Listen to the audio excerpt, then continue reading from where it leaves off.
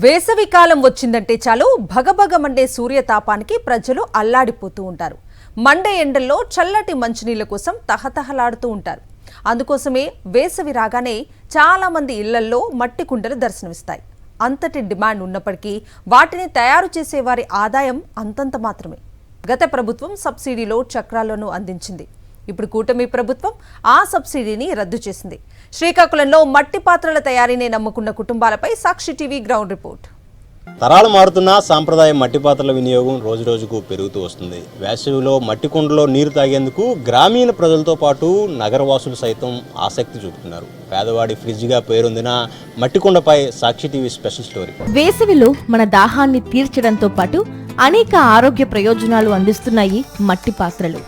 సాంప్రదాయ మట్టి పాత్రల వినియోగం రోజురోజుకు పెరుగుతోంది. కుండలను తయారు చేసే కుమ్మరులు చెరువులు, కుంటల నుంచి ఒండ్రు మట్టిని తీసుకొచ్చి దానిని జల్లెడ పడతారు. చిన్న చిన్న రాళ్లు, ఇతర వ్యర్థాలను తొలగించి ఆ మట్టిని కాళ్లతో తొక్కుతారు. మెత్తగా అయిన తరువాత 2 రోజుల పాటు ఆ మట్టిపై వస్త్రం కప్పి నీటిని చల్లుతారు.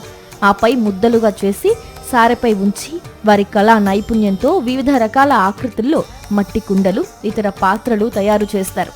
అనంతరం వాటిని ఆరబెట్టి కొలిమిలో కాల్చుతారు. 2 రోజుల తరువాత వాటిపై నీరు చల్లి శుభ్రపరిచి మార్కెట్లో అమ్ముతూ ఉంటారు. అయితే పాత్రల తయారీకి అవసరమైన మట్టి, ఇసుక, కర్రలు కొనుగోలు చేస్తున్నామని, పాత్రల ధరలు కూడా ఆశించిన స్థాయిలో ఉండకపోవడంతో పెద్దగా ఆదాయం రావట్లేదని తయారీదారులు చెబుతున్నారు. మట్టి పాత్రలు తయారు చేయడానికి అవసరమైన చక్రాన్ని సబ్సిడీ ద్వారా గత ప్రభుత్వం అందించేదని, ఇప్పుడు 20,000 రూపాయలు పెట్టి ఆ చక్రం సొంతంగానే కొనుగోలు చేశామని చెబుతున్నారు. చిన్నప్పటి నుంచి కుమ్మ పని చేసుకుని బతుకుతున్నాను సార్. అయితే నెక్స్ట్ ఐటమ్ ఎలా తయారైనదంటే ఈ విధంగా మేము మట్టి కొనుక్కోవాలి సార్. ప్రజెంట్ పొలాల్లో రైతులకన్నా మట్టి కొనుక్కొని ట్రాక్టర్ ఒక 2,500 రూపాయల నుంచి 3,000 రూపాయల దగ్గర వర్క్ అవుతుంది సార్. ఒక ట్రాక్టర్ మొన్న ఆ మట్టి వేసుకొని ఎండబెట్టి దాన్ని వేసుకేసి కుమ్ముకొని తయారు చేయాలి సార్ ఐటమ్. నెక్స్ట్ ఏంటంటే ఈ కుండ చేసామంటే ఇప్పుడు ఎండాకాలం మనకి ఎక్కువ మట్టి కుండ చాలా అందరికి అవసరమే.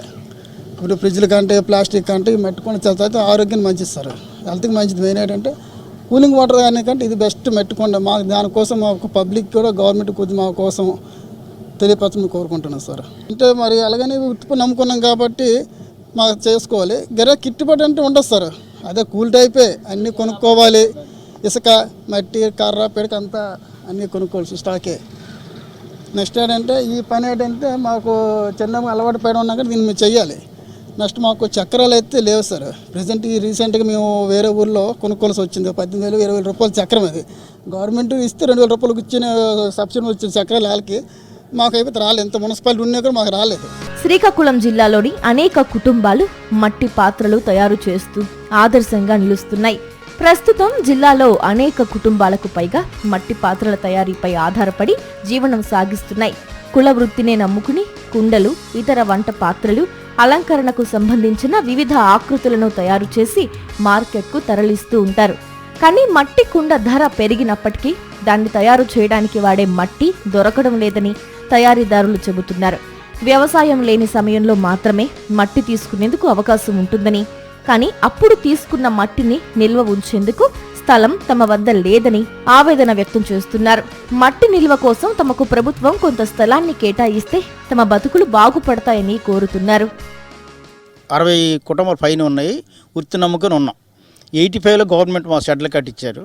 ఆ షెడ్లతోటి ఇప్పుడు ఉన్నాం. ఇప్పుడు ఏంటంటే కొంచెం మొన్న రోడ్డు దీంట్లో వచ్చే కొన్ని కట్ అయిపోయి దాంతో బ్రతుకుతా ఉన్నాం. ఇప్పుడు ఏంటంటే మాకు వృత్తి డెవలప్మెంట్ బాగానే ఉంది. కొండకి విలువ పెరిగింది. కానీ మాకున్నటువంటి వనరులు మట్టి అనేది దొరకట్లేదు. అగ్రికల్చర్ టైంలో తీసుకోవాలి. అది దానికి తగ్గ ప్లేసులు లేవు మాకు. ఇక్కడ ఇంటికాడ వేసుకోవాలి. అది ఎక్కడ ప్లేస్ ఉంటే మాకు బాగున్ను. తర్వాత చేయాలంటే మట్టి దొరకదు.